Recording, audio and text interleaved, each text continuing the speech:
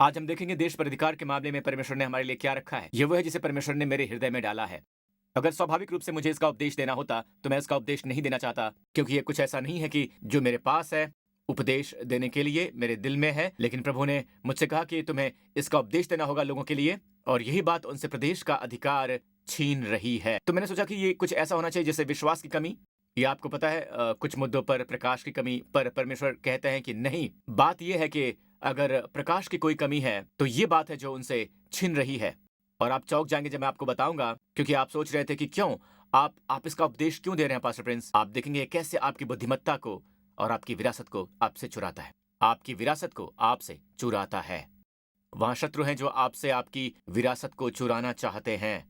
और जब भी आप शास्त्र वचन को पढ़ते हैं तो हमेशा याद रखिए, इज़राइल के भौतिक शत्रु आज हमारे आत्मिक शत्रु हैं। वो परछाइयां हैं। वो आज आप जो अनुभव कर रहे हैं उसकी वास्तविकता से आपको अवगत कराने के प्रकार हैं।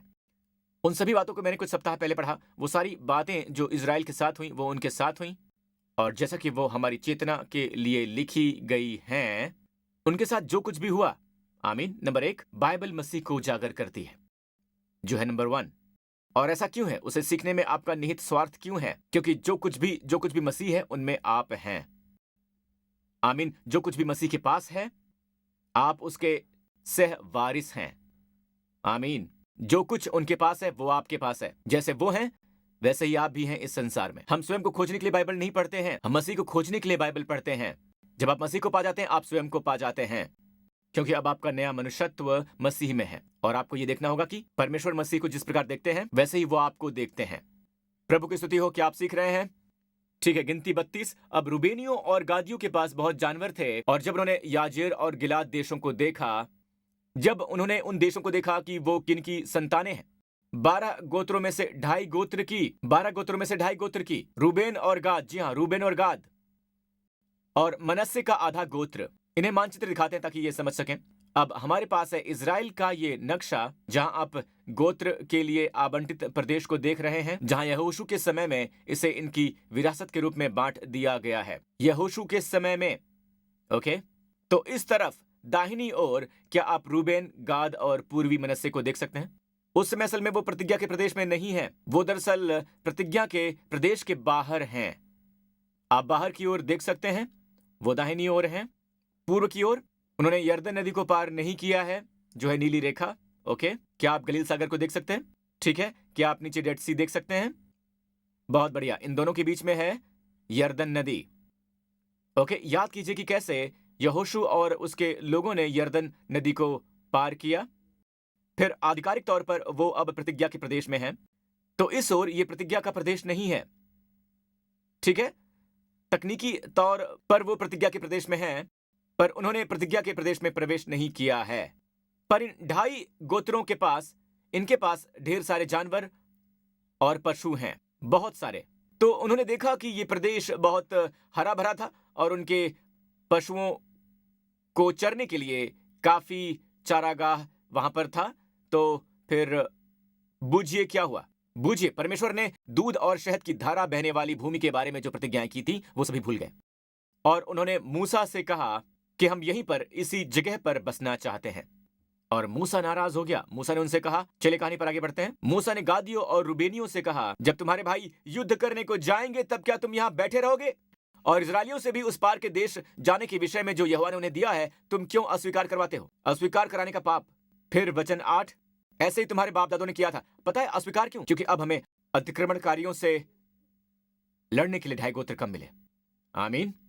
जब मैंने तुम्हारे बाप दादों को कादेश बरने से कनान देश देखने के लिए कहा, तब उन्होंने भी ऐसे ही किया था। अर्थात जब उन्होंने एशकॉल नाम नाले तक पहुंचकर देश को देखा, तब इजरायलियों से उस देश के विषय में जो यहोवा ने उन्हें दिया था अस्वीकार करा दिया। याद है? उन्होंने 12 भेदियों को भेजा और वो ये कहते हुए वापस आए, उसके निवासी बलवान और उसके नगर गढ़वाले और बड़े हैं। यहोशू और कालेब कहते, चलो हमला करते हैं, वो हमारी रोटी ठहरेंगे, छाया उनके ऊपर से हट गई है। आमीन। और परमेश्वर बहुत दुखी हुए। लोगों ने यहोशू और कालेब पर पत्थरवाह करना चाहा। तो फिर मूसा ने उन्हें इज़राइल की संतान की अस्वीकारिता के बारे में याद दिलाया, और जो कुछ भी हुआ था उस पर लंबी चर्चा की कि कैसे परमेश्वर क्रोधित हुए। और परमेश्वर ने कहा, 20 वर्ष से ऊपर के सभी लोगों की लोथें इसी जंगल में पड़ी रहेंगी। 20 वर्ष से कम आयु वाले लोग प्रतिज्ञा के प्रदेश में जाने के लिए यहोशू और कालेब के साथ रहेंगे। ओके। और ये हुआ यहोशू के समय में। तो हम जानते हैं कि बहुत से मर गए, इसलिए हम भटकते रहने, सोचते रहने वाली पीढ़ी नहीं बनना चाहते हैं। बिल्कुल भी नहीं। हम ऐसी पीढ़ी नहीं बनना चाहते हैं। तो खैर, इन लोगों के पास चाह नहीं थी। रूबेन यानी रूबेनियों के गोत्र और मनश्शे के गोत्र के मन में प्रतिज्ञा प्रदेश के लिए चाह नहीं थी। हम बस यही सोच सकते हैं, जैसे आज हम कहते हैं वो स्वाभाविक लाभ चाहते हैं, वो पैसा कमाना चाहते हैं, बस इतना ही। विरासत महत्वपूर्ण नहीं है। विरासत में वो धन भी शामिल है जो उनके लिए परमेश्वर के पास है। पर उन्होंने समझौता किया। आप जो भी पाने के लिए समझौता करते हैं, अंततः आप उसे खोते हैं। गुणवत्ता में कमतर लगता है। मुझे अच्छी मिल सकती है। तो समय कम है, इसलिए मैं आपको शॉर्ट में बताऊंगा। रूबेनियों, गादियों और मनश्शे के आधे गोत्र कहते हैं, जानते हैं क्या? आप सोच रहे हैं कि हम युद्ध नहीं करेंगे क्योंकि हम यहीं पर रहेंगे? नहीं, हम यर्दन नदी के उस पार जाएंगे। हम अपने भाइयों के लिए लड़ाई करेंगे और फिर वापस आएंगे और अपने परिवारों में शामिल हो जाएंगे। उन्होंने सोचा अपनी बीवियों, अपने बच्चों और अपने परिवार को यर्दन क्षेत्र में छोड़ने के बारे में। उन्हें वहीं पर छोड़ देंगे और हथियारबंद होकर के हम जाएंगे लड़ने के लिए। मूसा ने उनसे कहा, अगर ऐसा करो कि हर एक हथियारबंद यर्दन के पार तब तक चले जब तक यहोवा अपने आगे से अपने शत्रुओं को न निकाले और देश यहोवा के वश में न आए, तो उसके पीछे तुम यहाँ लौटोगे और यहोवा के और इजराइल के विषय में निर्दोष ठहरोगे और ये देश यहोवा के प्रति तुम्हारी निज भूमि ठहरेगा। और ऐसा न करो तो यहोवा के विरुद्ध पापी ठहरोगे। जान रखो कि मूसा ने कहा, तुमने यहोवा के विरुद्ध पाप किया है। यह स्वीकार करने का पाप है। उपदेश देने वाले इसका उपयोग करते हैं, यकीनन तुमको पाप लगेगा। उन्हें यही से मिला है ये, और ये पाप है अपने भाइयों को अस्वीकार करने का। आमीन। जो इस ओर रहना चाह रहे हैं, तो यह जिसे मैं कहता हूं संसार को सीमा में बांधना, संसार के चारों ओर चार दीवारी खड़ी करना। मैं नक्शा दिखाता हूं फिर से। इस समय वो बिल्कुल पास है। फिर से क्या आप रूबेनियों को देख सकते हैं? क्या गादियों को देख सकते हैं? क्या पूर्वी मनश्शे को देख सकते हैं? एक पश्चिमी मनश्शे है और एक पूर्वी मनश्शे है। तो ये सभी ढाई गोत्र अपने सर्वोत्तम से समझौता करते हैं, अपने सर्वोत्तम से। सर्वोत्तम का शत्रु बुरा नहीं होता है, ये बेहतर होता है। आप समझौता करते हैं जिससे आपको लगता है ये बेहतर है, पर आप सर्वोत्तम से चूक जाते हैं। तो वो उस देश के सर्वोत्तम से चूक गए। तो यहां पर ये ढाई गोत्र हैं, रूबेन, गाद और मनश्शे। इन गोत्रों के बारे में कुछ बताना चाहूंगा। नंबर 1, ये 3 गोत्र तब से ही आपने नहीं सुना होगा कि इन गोत्रों में से कोई भविष्यवक्ता निकला, कोई योद्धा, कोई प्रसिद्ध योद्धा इनसे नहीं निकला। किसी मशहूर व्यक्ति के बारे में आपने नहीं सुना होगा जो इन ढाई गोत्र से निकला हो। अन्य शब्दों में वो सामान्य मसीही बन गए, प्रभावहीन। संसार की सीमा संसार के निकट है। जितना संभव हो सका वो संसार के निकट रहे। ऑलराइट, पर परमेश्वर के पास जो सर्वोत्तम है वो उससे चूक गए। पर संसार क्या है? संसार क्या है? चलिए संसार को परिभाषित करते हैं। आपका फैशन, आपका मेकअप, आपके कपड़े जो आप पहनते हैं, या जो कुछ भी हो, नहीं, ये संसार नहीं है। और संसार पेड़ों के बीच में घूमना और आपको पता है प्रकृति का आनंद लेना बिल्कुल नहीं है। मुझे सृष्टि पसंद है, मुझे परमेश्वर की सृष्टि पसंद है, मुझे पेड़ों को देखना पसंद है, मुझे पानी के किनारे रहना पसंद है, परमेश्वर की सृष्टि पसंद है मुझे। ये संसार नहीं है। असल में अगर ये संसार है तो फिर बाइबल में लिखा है कि क्योंकि परमेश्वर ने इतना प्रेम किया, उन्होंने संसार से इतना प्रेम किया। राइट? जाहिर है कि वो परमेश्वर ने इतना प्रेम किया इसका हवाला नहीं है, ये संसार के लोगों का हवाला है। तो ये क्या है? संसार से प्रेम मत करो। चलिए इसकी ओर देखते हैं, ठीक है? तुम ना तो संसार से और संसार में की वस्तुओं से प्रेम रखो। अगर कोई संसार से प्रेम रखता है तो उसमें पिता का प्रेम नहीं है। क्या आप देख सकते हैं? पर संसार क्या है? क्योंकि जो संसार में है वो शरीर की अभिलाषा है। नंबर 1, आंखों की अभिलाषा, जीविका का घमंड है। वो पिता की ओर से नहीं परंतु संसार की ओर से है। आप देख सकते हैं उसे। तो वो अभिलाषा जो आप में है वो कुछ पाने की अभिलाषा है, और फिर ये शरीर की आंखों की वासना पर आधारित है, बिल्कुल वैसे जैसे हव्वा ने किया था। जी हाँ, हव्वा ने, बाइबल कहते हैं कि उसने देखा वृक्ष का फल खाने के लिए अच्छा है। आंखों की अभिलाषा और शरीर की अभिलाषा, और बुद्धि देने के लिए चाहने योग्य भी है। परमेश्वर के अनुसार बुद्धि देने के योग्य नहीं है, चतुराई भरा बनाने के लिए शैतान के तरीकों में से एक है। आमीन। यही जीविका का घमंड है। शत्रु के द्वारा यीशु की परीक्षा और आजमाइश की गई। मुझे असल में कहना चाहिए कि परीक्षा ली गई। पर इन तीनों क्षेत्रों में पत्थर को मिट्टी में बदल दो। शरीर की अभिलाषा, अगर तू गिरकर मुझे प्रणाम करे तो सब कुछ मैं तुझे दे दूंगा। शैतान ने कहा आंखों की अभिलाषा। आमीन। खुद को नीचे गिरा ताकि हर कोई कहे कि तू मसीहा है। जीविका का घमंड। जहां आदम असफल हुआ वहां यीशु सफल हुए। आदम एक अनुकूल वातावरण में था, सब कुछ उसके लिए काम कर रहा था, और वो असफल हो गया। यीशु बहुत ही प्रतिकूल वातावरण में थे, उनके लिए वहां पर कुछ भी नहीं था, वो निर्जन प्रदेश में थे, खाने को भी कुछ नहीं था, और वो सफल हुए। मैं चाहता हूं आप जान लें कि यीशु आप में हैं, ठीक है? और बाइबल में लिखा है, अगर कोई संसार से प्रेम रखता है तो उसमें पिता का प्रेम नहीं है। तो संसार शरीर की अभिलाषा है, आंखों की अभिलाषा, जीविका का घमंड। अगर कोई संसार से प्रेम रखता है तो बाइबल का निष्कर्ष क्या है? उसमें पिता का प्रेम है, पिता के लिए प्रेम नहीं है। किसी को कहने मत दो कि अगर आप पिता से प्रेम करते हैं तो आप संसार से प्रेम नहीं करेंगे। किसी को खुद को दोषी ठहराने मत दो, ठीक है? अगर आप अपने पिता के प्रति प्रेम को अमल में लाते हैं और पिता कहते हैं कि मेरे पास तुम्हारे लिए सर्वोत्तम है, तो आप कम में समझौता नहीं करेंगे, क्योंकि आप जानते हैं कि पिता आपसे प्रेम करते हैं। अगर पिता आपसे प्रेम करते हैं तो आपको पता है उनके पास आपके लिए सर्वोत्तम है। मेरे पिता मुझसे प्रेम करते हैं, आमीन। मेरे पिता मेरे लिए सर्वोत्तम चाहते हैं। जब चीजें गलत हो रही हो तो मेरे पिता उसे भले के लिए बदल देंगे। लोग संसार से इसलिए प्रेम करते हैं क्योंकि उनमें पिता का प्रेम नहीं है।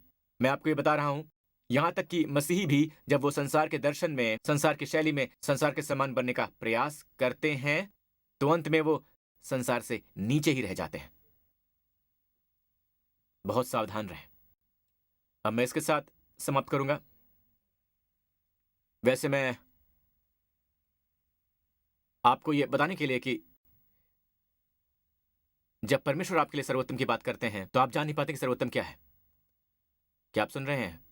मैं सोचता था कि यह सबसे अच्छा है जब मेरा ये रिश्ता था और फिर ये वाला आया मेरे पास, वेंडी, ये बढ़िया वाला। मैं आपको कई कहानियां सुना सकता हूं। हमें बुगिस में जगह दी गई थी, ऑलराइट, छोटी जगह थी और कुछ बातें मुझे ठीक नहीं लगी। प्रभु ने मुझसे कहा यह सर्वोत्तम नहीं है। मैंने अपने लीडर से कहा अगर हम सोचें कि परमेश्वर के पास हमारे लिए सर्वोत्तम है, सिंगापुर में जमीन की कमी और वो सब, तो परमेश्वर के पास आपके लिए एक बड़ा स्थान है। जी हां, मैंने सभी को बताया कि मैं यहां पर खड़ा हूं, मतलब परमेश्वर के पास हमारे लिए बेहतर है और यहां आप इसकी वास्तविकता में बैठे हुए हैं।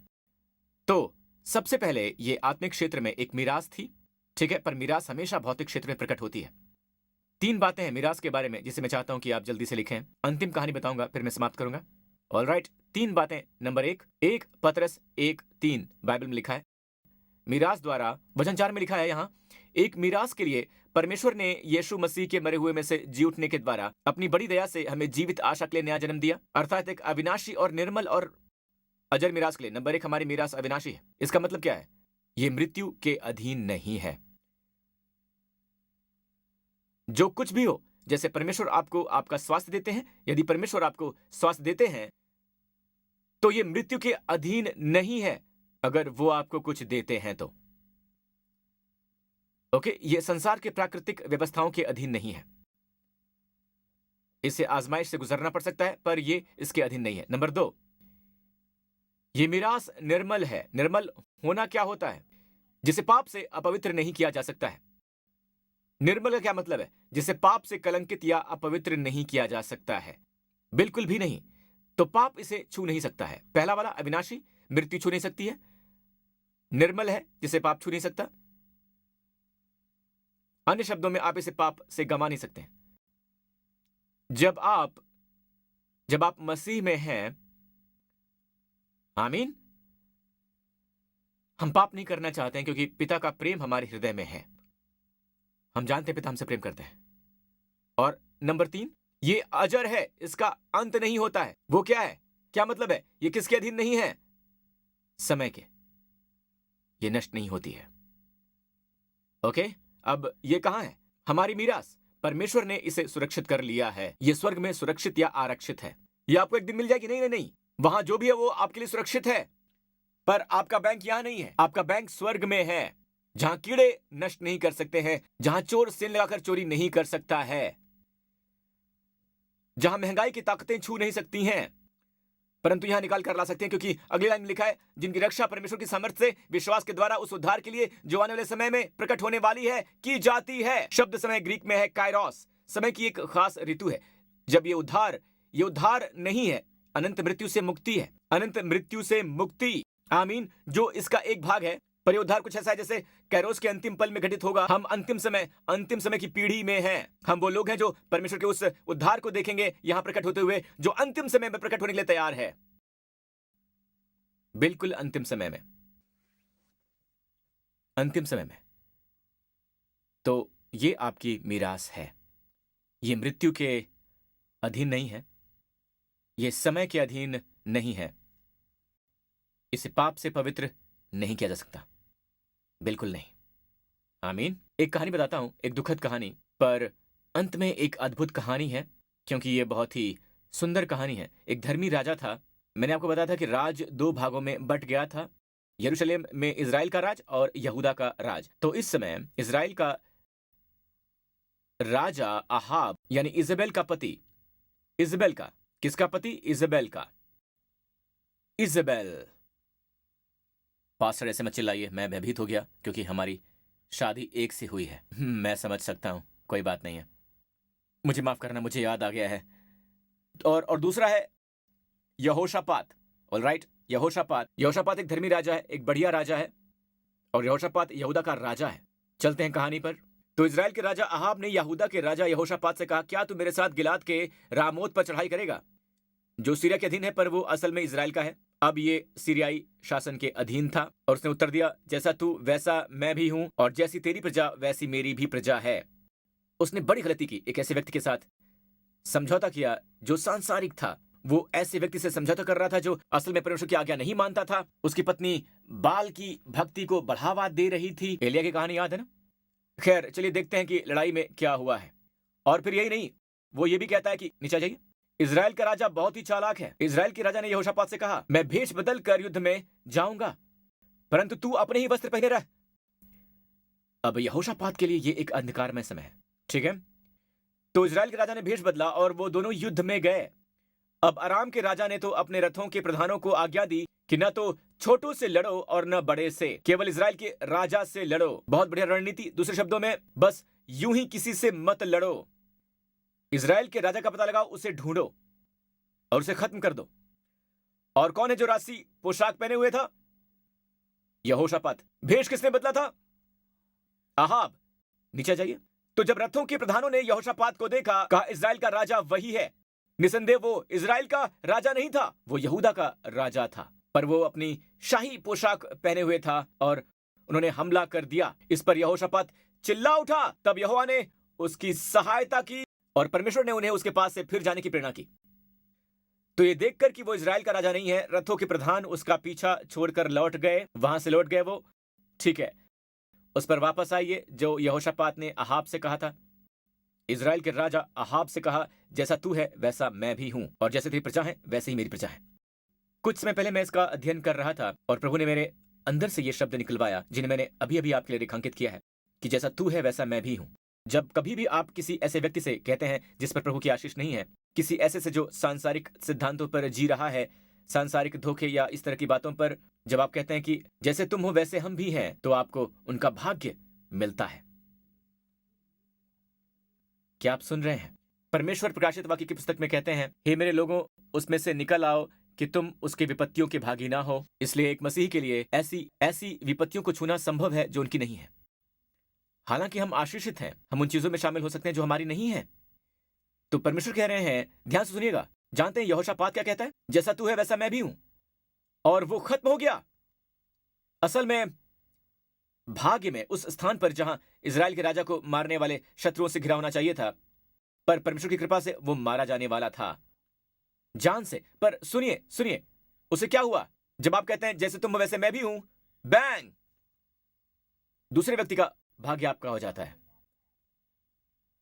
जो कुछ भी उसके पास है, उसका भाग, उसके सभी डिजर्ट्स आपके हो जाते हैं, उसके लाभ हो जाते हैं। और वहां कौन सा लाभ है? वहां कौन सा डिजर्ट है? वहां कौन सी आशीष है? यह वही सिद्धांत है। 1 यूहन्ना 4:17। जी हां, 1 यूहन्ना 4:17। क्योंकि जैसा वो है वैसे ही संसार में हम भी हैं। जब बात यीशु की आती है तो उनकी ओर देखिए कि इस समय वो कहां है? सभी व्यवस्थाओं से ऊपर, सभी दुष्टात्माओं के ऊपर। हम कहां पर हैं? जैसे आप हैं वैसे हम भी हैं। हम उनका भाग्य भोग रहे हैं। हम परमेश्वर के अनुग्रह के अधीन हैं। उसे परमेश्वर का अनुग्रह प्राप्त है। हम कहते हैं जैसे वो है वैसे हम भी हैं। हम उसका आनंद लेते हैं जो वो है। आप समझ गए? और ये सच है, जैसे वो है वैसे हम भी हैं संसार में। तो जो आशीषित नहीं है, अगर उसके बारे में भी यही कहेंगे तो बिल्कुल वही बात होगी, बिल्कुल वही बात जो यहोशापात के साथ हुई थी। वो ऐसे स्थान पर गया जहां उसका अंत लगभग हो ही गया था, उस स्थान पर जहां इज़राइल के राजा को होना चाहिए था। इसलिए कभी भी अपनी पहचान को किसी और के साथ मत जोड़िए, सिवाय प्रभु यीशु मसीह के, कि जैसे वो हैं वैसे आप भी हैं इस संसार में। मत कहिए कि मेरे दादा स्वस्थ आदमी थे, वो 100 साल तक जीवित रहे थे, मेरे पिता स्वस्थ थे और उनकी मृत्यु 99 वर्ष में हुई थी, तो यकीन है कि मैं भी स्वस्थ रहूंगा। नहीं नहीं नहीं नहीं नहीं, आप गलत व्यक्ति की पहचान कर रहे हैं, आप शरीर पर भरोसा कर रहे हैं। ये एक खतरनाक आधार है, ये नाशवान है, अपवित्र किया जा सकता है, नष्ट हो सकता है, आपका जीन्स भी खत्म हो सकता है, टूट सकता है, लेकिन आपकी मीरास अविनाशी है। पहचानिए, क्या यीशु अविनाशी है? आमीन आमीन। क्या ये अजर है? आमीन। वो पिता के दाहिने हाथ पर सदा के लिए युवा है। कहे जैसे आप युवा हैं वैसे मैं भी हूँ इस संसार में, जैसे आप ताकतवर हैं वैसे मैं भी हूँ इस संसार में, जैसे आप रोगों से मुक्त हैं वैसे मैं भी हूँ इस संसार में, जैसे आप पर परमेश्वर का अनुग्रह है वैसे मेरे पास भी है इस संसार में, जैसे आप सभी बुराइयों से परे हैं वैसे मैं भी हूँ इस संसार में। आमीन। कोई सीमा नहीं है। अगर किसी ने मसीह में अपना भरोसा नहीं डाला है, इस समय मेरे साथ ये प्रार्थना कीजिए अपने दिल से। आमीन कहिए, हे स्वर्गीय पिता, मेरा मानना है कि मसीह पापियों के लिए मरे, मैं एक पापी हूं, मैं धन्यवाद करता हूं कि मसीह मेरे खातिर मरे, मुझे विश्वास उन्होंने मेरे पापों को अपने ऊपर ले लिया, मेरी सभी दंडाज्ञाओं को सहा ताकि मुझ पर फिर कभी कोई दंडाज्ञा ना हो, और वो मुर्दों में से जी उठे। मुझे विश्वास है मसीह मुझ पर नजर रखे हुए हैं। मैं स्वीकार करता हूं यीशु मसीह मेरे प्रभु हैं और मेरे उद्धार करता है, यीशु के नाम पर आमीन। अपने पांव पर खड़े हो जाइए, प्रभु की स्तुति हो। अब ये एक साधारण प्रार्थना है, पर अगर आप विश्वास करते हैं जो आपने अभी कहा उस पर, तो बाइबल कहती है कि ये एक झटके में हो जाएगा। ये उतना ही आसान है। आप छुड़ाए गए हैं, आप रूपांतरित हुए हैं अंधकार से प्रकाश के राज में। जी हाँ, अंधकार से प्रकाश के राज में। आमीन। चलिए इस पूरे स्थान पर अपने हाथ ऊपर उठाइए। मैं प्रार्थना करता हूं इस आने वाले सप्ताह प्रभु आपको, आपके परिवार को आशीष दें और प्रभु आपको सलामत रखें, वो आपको सुरक्षित रखें।